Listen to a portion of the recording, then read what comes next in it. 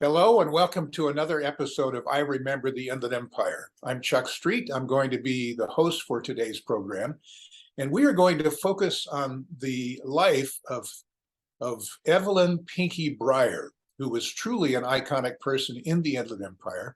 She was a pioneering pilot, an entrepreneur, and many, many other things. She was really an extraordinary person and definitely part of the fabric and the history of the Inland Empire.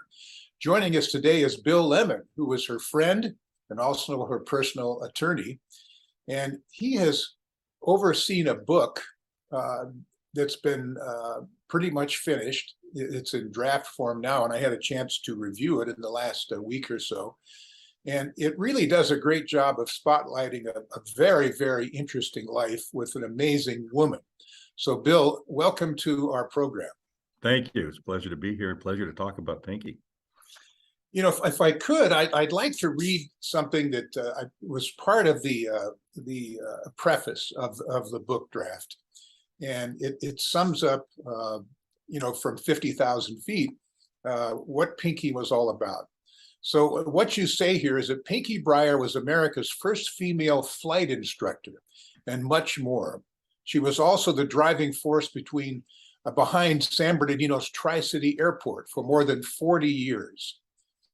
Pinky was the first certified female aerobatics instructor, the only woman to teach Army Air Force pilots aerobatics during World War II, the first woman airmail pilot, the first woman invited to join the WASP, and that was a group of lady pilots who used to ferry aircraft across the country.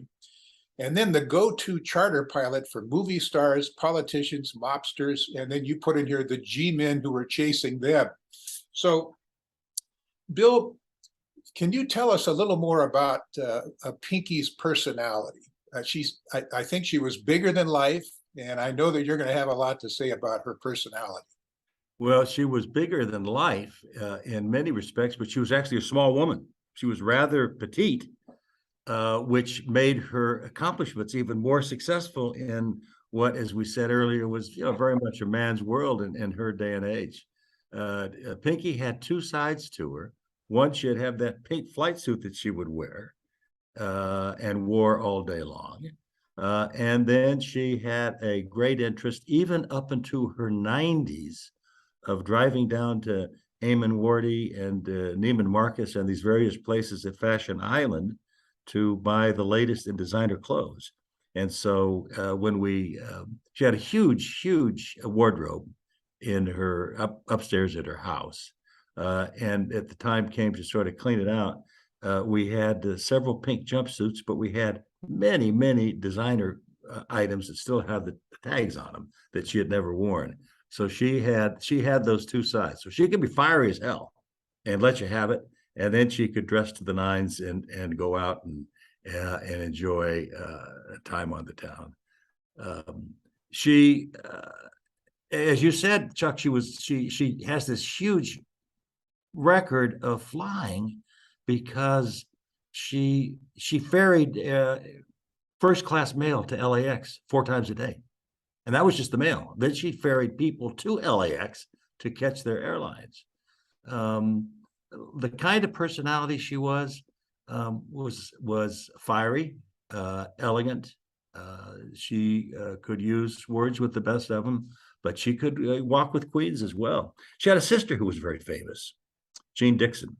And Jean Dixon in her day was in over 800 newspapers. And she was famous for writing the predicting the death of President Kennedy, and she was a soothsayer to Nancy Reagan and to Francisco Franco, the president of Spain. So Pinky had this great competition and had a brother that was an All-American, another brother that was a dentist, and so very competitive Pinkert family. The name Pinky came from Pinkert, which was her maiden name, and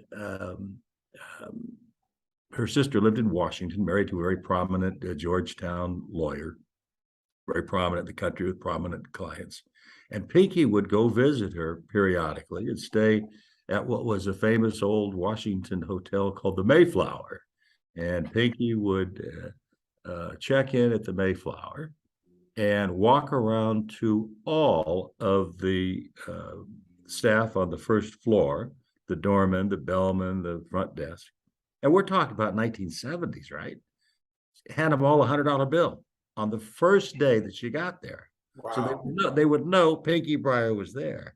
And when her sister would come to pick her up to take her to some swanky event in Washington, it was, yes, Miss Brier, yes, Miss Brier, yes, Miss Brier, and not, oh, good to see you, Miss Dixon. Nice to see you.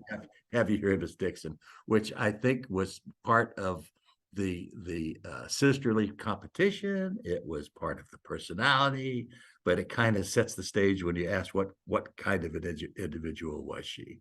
She probably was a little bit like Teddy Roosevelt, whom they said when he went to the wedding, he wanted to be the bride, and he went to the funeral, he wanted to be the corpse. I think that Pinky had a little bit of that in her personality. You talked about her wardrobe, and I read a passage in a book that you said that she had a shoe collection that would rival that of Imelda Marcos, who was famous for having 2,000 pairs of shoes. And not worn. It wasn't just that she had them. And quite frankly, toward the end of her life, we actually imposed a conservatorship on her. And it's not because she was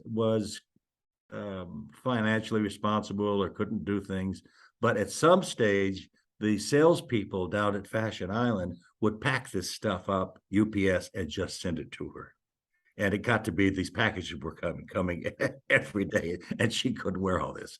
A lot of it got returned, but much of it didn't, which is why there was quite so much in her closets that still had the original tags on them.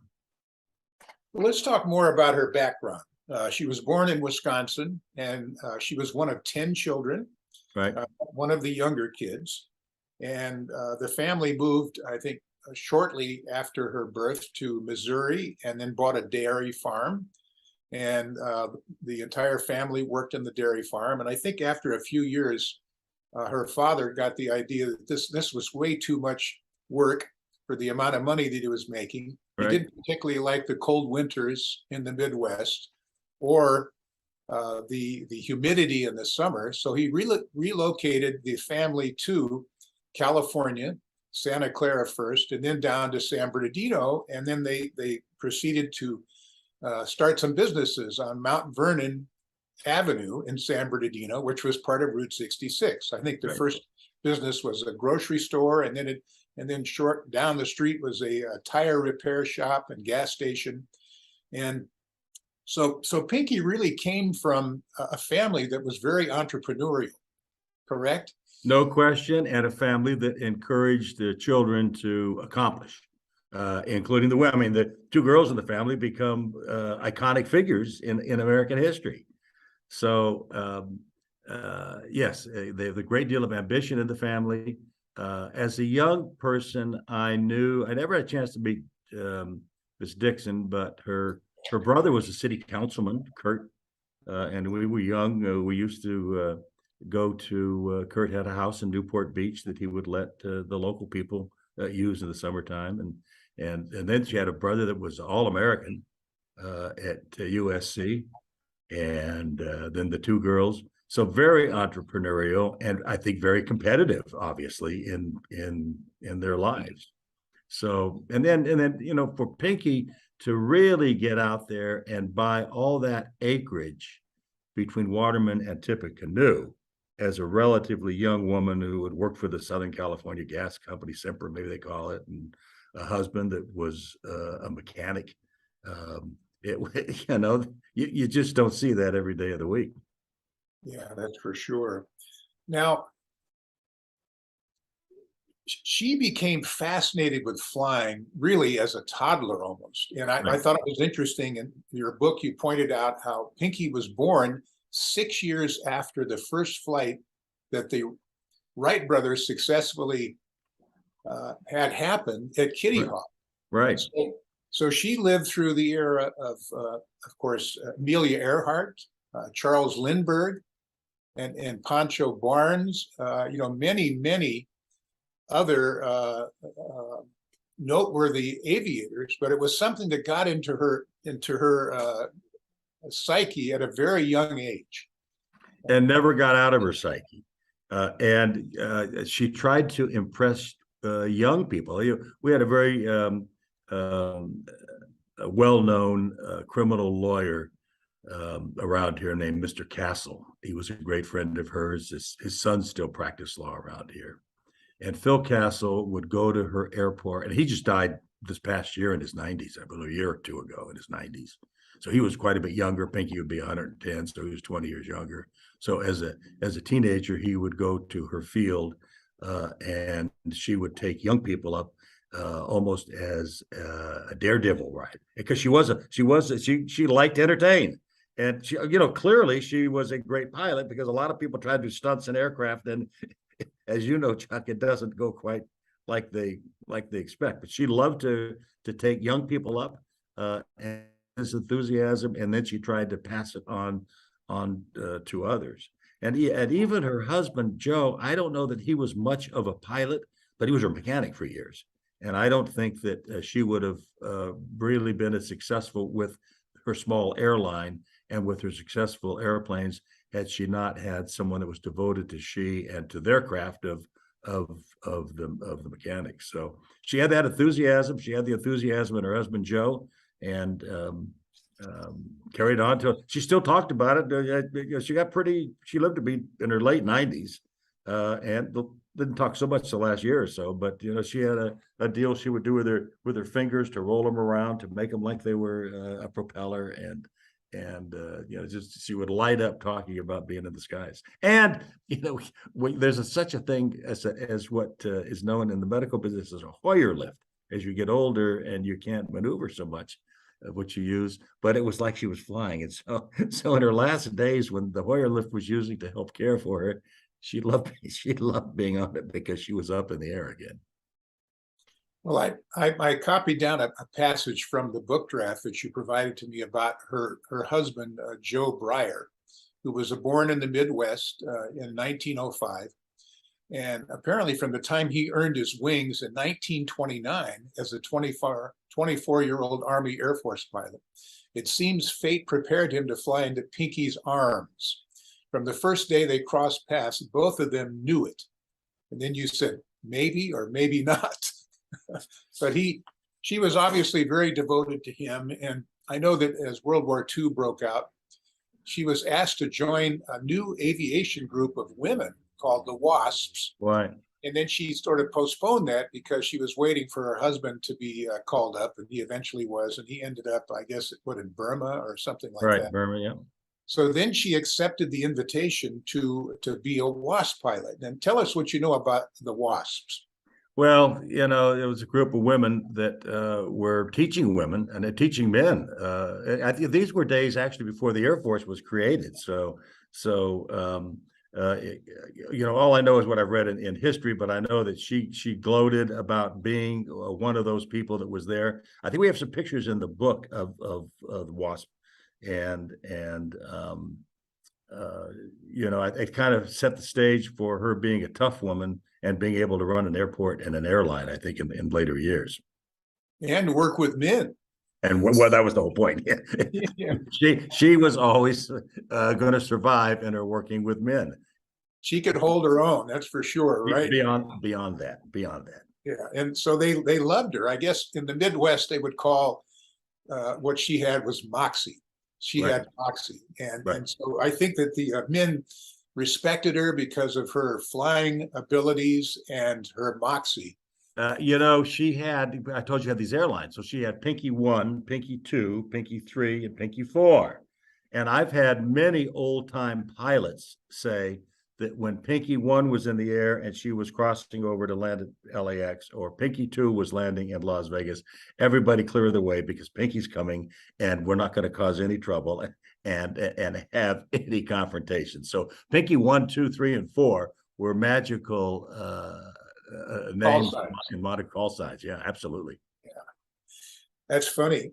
So the WASP, because the men were overseas, and at that time they would not allow women to be pilots and fight in combat. Right. So there were as many men as they could train, they were being trained and sent overseas to fight the war in the Pacific and also in Europe. So there was a shortage of pilots. So she and the other WASP were tasked with ferrying large bombers across the country to military installations and all of that. And she flew some pretty big airplanes. I mean, small fighters, but also, P-38s, that was a twin engine fighter, all the way up to the B-29, which is a huge airplane. And of course, the B-29 is what delivered the atomic bombs to Hiroshima and Nagasaki. And here she's this little woman. What did you say? She was about 5'6" or something like that? 5'6", and a big aircraft. B-52 wasn't going to bother her one bit. So nor was a general. So I suspect if we did a little more research into the history of the WASP, we'd probably find her name prominent somewhere, and maybe even having words with somebody or telling him what to do, because she certainly had her definite ideas and was not afraid to vocalize them. Well, part of it was probably the fact that she really wasn't in the military. I was reading in your draft that the WASP were really civil servants. They were employees of the federal government. Right. So I guess a general didn't have quite the effect on him. She could do what she wanted, really. Yeah, for sure. But also during that time, during World War II, she was training future fighter pilots in aerobatics. She was an excellent aerobatics pilot and instructor. I think that's what she liked to do. And that's why she would take these young teenagers up in the sky. Let me show you how to fly, and then turn the plane upside down, and then everyone would be nervous and scared. And as you know, Chuck, more than anybody, if you're not a skilled pilot, you can get very confused in where the top and where the bottom is, right? Whether you're going up or down.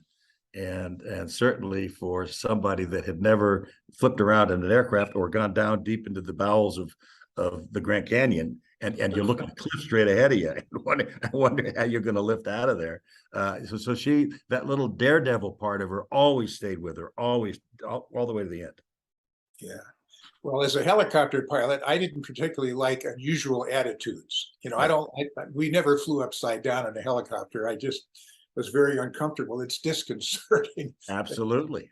For sure. But she was fearless, and that was her natural element. So the war ends, and I don't know if she had purchased the property. She and her husband Joe had purchased that acreage there between Tippecanoe and Waterman Avenue, and just north of the I-10 freeway. So then they opened up the airport. She had her airline going, and based on what you've told us so far, she flew a lot. Like you said, 4 trips to LAX per day, and in addition to that, flying many different people. Celebrities, and you said mobsters, but they all respected her, right? After respected her, she was a leading figure, the head of the postmaster general in the country after World War II. She's developing a bit of a reputation. Does a stunt where they're promoting airmail, and they have the cameras out and do a newsreel with Pinky landing on Redlands Boulevard. And then opening up the airplane, all this mail falling out. But since this is, I remember the Inland Empire, an interesting little nuance to the acquisition of the airport is that it used to be on the southern part of the I-10 as well, and the I-10 was not purchased when the airport was there. So the first time that Pinky came into a little bit of money in order to develop the airport was when Caltrans condemned the part of the I-10 that goes from Waterman to Tippecanoe. They condemned it to build the freeway, and they took quite a bit, because they took the north and the south lanes. And Pinky, her foundation to this day, still owns property on the south side of the I-10 where there are shrewd little businesswoman Pinky. She put 2 billboards up that are still there today, and are operated by a national billboard company. But my point is, she did have the property that went all the way to Redlands Boulevard in the late 40s. Wow. And then later on, Chuck, they started to develop Loma Linda University Medical Center, which was a much smaller affair back in the 30s and 40s, and operated under a different name of Evangelist. And Pinky opened up the airport, started to develop it, built a little waiting room there, and in part of the process, she built a little stand like you'd see in an airport or a courthouse, where you have the hot dogs that roll around in the machine. You'd have coffee and candies and that sort of thing. So she thought her natural business to keep her going on a day-to-day basis would be the employees at Loma Linda, and so she had veggie dogs and Postum and things that were she thought were going to be popular, things that they marketed at the coffee shop at the hospital, and she found that her place was a place where people that didn't want to have, that needed a real jolt of real coffee, or they wanted a real hot dog, wanted to go. So she had to toss out all those munitions and switch her fare to something that was not quite the same as you got in the hospital. She was quite proud of that too. So she had a rebellious nature. By her nature, she was very much rebellious and very much a forger. There's another great story of Pinky. She did do the mobsters, as you say, and we did have, back in those days, there was a cast of characters that Bugsy Siegel had an outfit in Lake Arrowhead, and in Waterman Canyon there was gaming going on, and gambling going on, a pretty good operation in Waterman Canyon. And so she would ferry these people here and take care of them.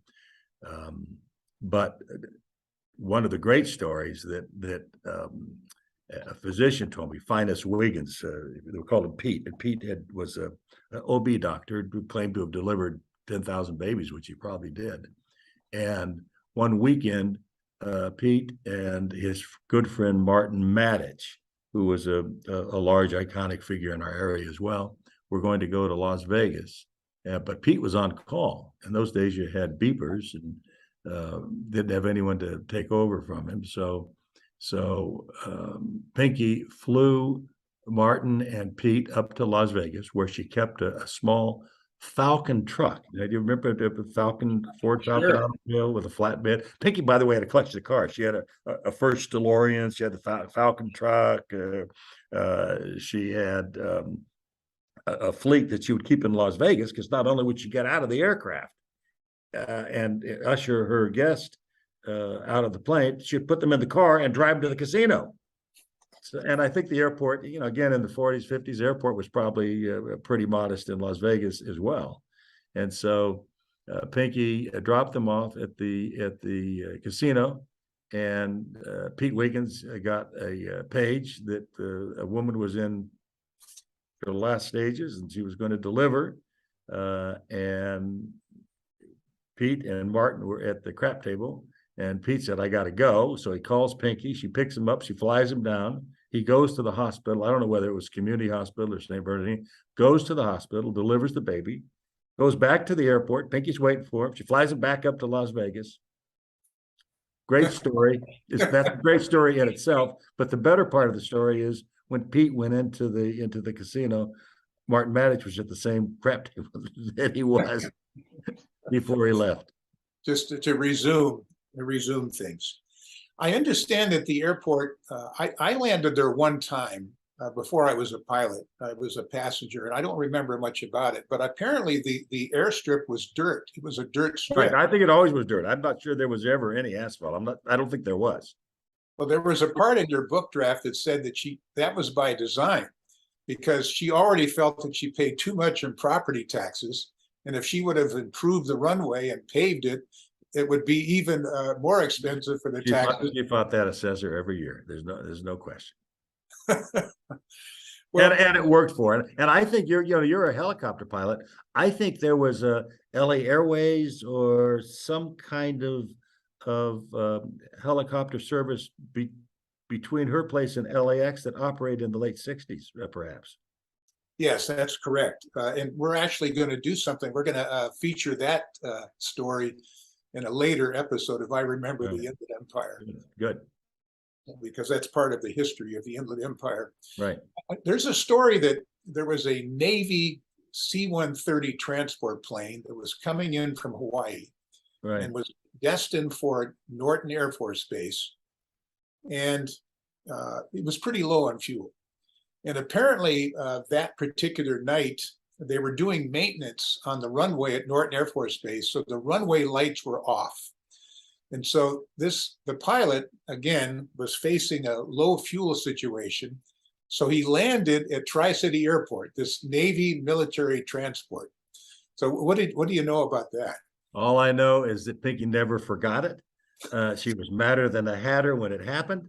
She was in a constant battle with whoever the commander was at Norton Air Force Base at the time, was always in her mess kit and hers.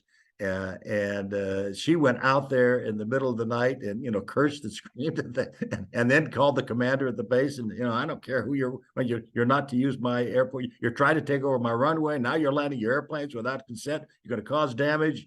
I run this place, and don't you ever land an aircraft here again without my permission. And she never forgot the story and told it the rest of her life. I was quite proud of it too. I guess she should have been. Again, she learned how to be what she had to do to run an airport in what was then a man's world. There were quite a few quotes from Pinky in the book draft, and I quickly became aware of the fact that she was really a very intelligent person, right, and a very eloquent person in her speech and writings. And as tough as she was, Chuck, as I said earlier in the show, she was very sophisticated, and she could walk into a room like she's the queen, or she could go take care of the mechanic out on the airstrip. Well, if I could just again quote a little bit from your book draft, a couple of things where she was quite eloquent. One of those is she spoke highly of the courageous astronauts who enjoyed similar fame and adulation by another generation, but reminded her audience there is something quite different between their exploits as part of an international network of technology and communications and the daring deeds of those earlier flyers who sometimes faced the unknown with little more than a wing and a prayer. They were our white knights, our trailblazers, our Luke Skywalkers, and how I wanted to be one of them. And then another time, and I've experienced this too as a helicopter pilot flying in the early morning. And she says, when you are airborne just before dawn, and suddenly there gleams off to the east the first pale silver promise of another day, no one need say anything, Pinky said once. The stillness speaks with its own eloquence. I mean, that sounds like a very sophisticated woman. Well, she's sophisticated. She also knows she's playing to her audience. So whether she got a little bit of help in putting some of those eloquent words together, I don't know. I think I've got to give her credit for them because it came from her own writings and her own text. But the whole family was very accomplished. And I think that the truth of the matter is, like some siblings in some families, each one wanted to outdo the other at all times. And so if Pinky was going to make an address, she was going to make sure she put a lot of work into it so that she could distribute it, so that her siblings could see it, so that she could, we didn't have the internet in those days, but she ran later on in her later years, she ran her office out of her house on what used to be the airport.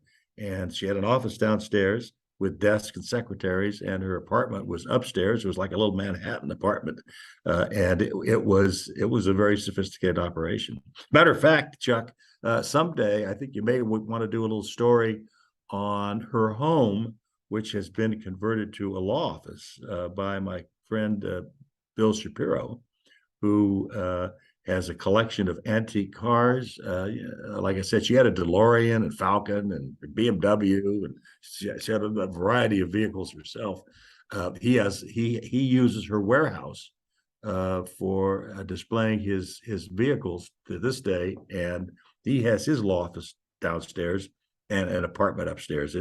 It's kind of a unique tribute to Pinky, who was articulate, who was sophisticated, and in her retirement years, when she sold so much of the airport property, she retained this piece of property for her house, and had her nephew, who was an architect, design it. And it's a great piece of architecture. It is very much Pinky. And just to show you how forward thinking and intelligent she was, she had property next door to this house that she built on the former airstrip. And she gave it to the Highway Patrol to build their regional offices. She thought that was a good idea because she would have the Highway Patrol and law enforcement right next door to her, and protecting her fiefdom. So she retired from flying finally at age 80. Age 80, she had a little mishap on Waterman Avenue, only one she ever had, and didn't hurt herself. Kind of did a little damage to the left wing of the aircraft, but she decided it was time to hang him up. And I think Joe might have been gone by that time, and she didn't have him to repair things and to make sure things were just right. So she very wisely decided it was time. So this area that we're speaking about between Tippecanoe and Waterman Avenue and just north of the I-10, and Hospitality Lane goes right through there, right? Oh, it is Hospitality Lane. I mean, if you're, and this is, I remember the Inland Empire, so people, I'm sure, to this day still drive through there when they come to their hometown to visit. This is where you will now see banks and restaurants and county offices. Wells Fargo has a big building in there. The credit union has a big building. The county has several buildings. The Outback Restaurant, the Costco. I mean, it goes on and on. It is the major commercial area of the city of San Bernardino, and that is all Pinky's Airport. It's a big piece of property, 135 acres, I think. But yeah, no, but she, again, you talk about being articulate, being wise. She didn't sell all the land. She maintained some key parcels, like the interchange of Waterman and Hospitality, which is one of you by valuing property and building a fast food. They measure you by traffic counts, and Waterman and Hospitality is one of the highest traffic counts in Southern California. She retained that property, and we sold a piece of it to a buffet outfit, which is on the freeway. And today, if you drive by, there's a Taco Bell going up on her property, and there's still a couple more lots. And then her house was on Brier Drive. Of course, she didn't have any ego, right? The street was named after her. And so Brier Drive goes through where her house is, and she had another lot next door to the Highway Patrol, where they're just building a motel right now. So she saved some key parcels in that whole airport for development 10 years, 15 years after she's left us.